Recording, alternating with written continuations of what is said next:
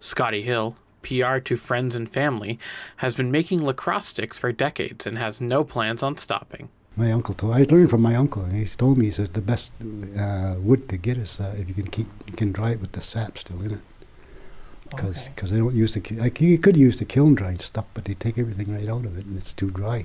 Usually I get them in the back here. You've seen the forest, I got grown behind the house here. I usually get them in the back there, or sometimes people want trees taken down, and instead of cutting it up into firewood, they'll say, "Do you want it?"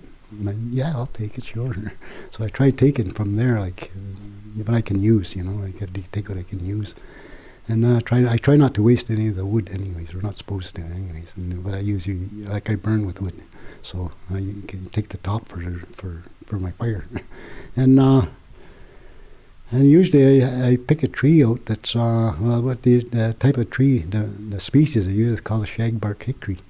It's about the best wood to use for that. It's the strongest. It's been proven from generations to generations. It's the different species of trees to use, and some of them are good, some of them aren't. They get dry and they get brittle. Whereas the hickory, it seems to maintain its It's bending. It'll take bending and it'll come back.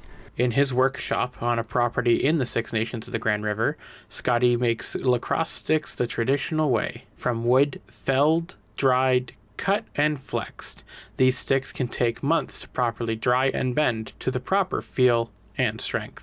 It work, but it's a lot less hassle if you do it yourself. That's what I found anyways. Even the splitting part, I split the logs. I use logs between 8-inch to whatever size I can get from there.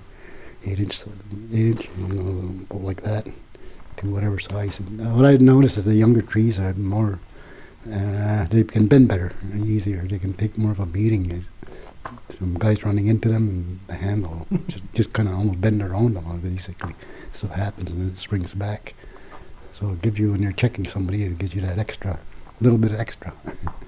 and I don't know, a lot of guys don't realize a lot of things about these wooden handles and all that. Now you got the aluminum shafts and what have you, and there's no give to it at all. So I was just talking to Ben about the accuracy on those sticks. You could get it right on, right to wherever you want that ball to go. And you don't even have to look sometimes. You get an idea where you want that ball to go. And you can hit it right on. And a lot of times I've seen that.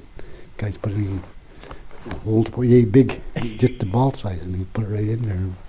Best out of 5 shots, boom, boom, boom, boom, and it goes right in. He assembles the sticks to keep the indigenous culture and traditions alive and well. There are cultural differences between indigenous nations, yet lacrosse is the sport that brings them all to the same playing field. Well, to me, it's like the glue that holds as Six Nations, were the Aboriginal people of the land, and there's others, communities out in the United States that are our relatives. I guess I would call them our relatives. I got about 5 reserves out there, and to me, that lacrosse, we've all known the same. Their fathers or their grandfathers, they all played against our guys all the time. So that's the glue that binds us, to know that who we are with one another. We're the same people. It don't matter whether you're living in the United States or up in Canada. You're still the same people of the original 5 nations that we always played together like that. There's reserves like Tyendinaga and Cornwall, Akwesasne, Tuscarora, Tonawanda, Allegheny, and Cattaraugus. That's the glue that binds her, because you hear your fathers talking, our fathers talking, my father and grandfather talking about these guys from Newtown or Allegheny, and these guys are Tonawanda, and they're Seneca players and what have you. Well, that's something that we carry on, a legacy to be carried on. That's something we've given to the world to help the people, their minds, everybody's minds, because everybody. That's what we say in our ceremonies, to go and watch a lacrosse game. And your mind will get lifted just from watching it. A lot of the games were played for to lift our spirits, to lift the minds, everything like that. Our well-being, I guess, is what it is.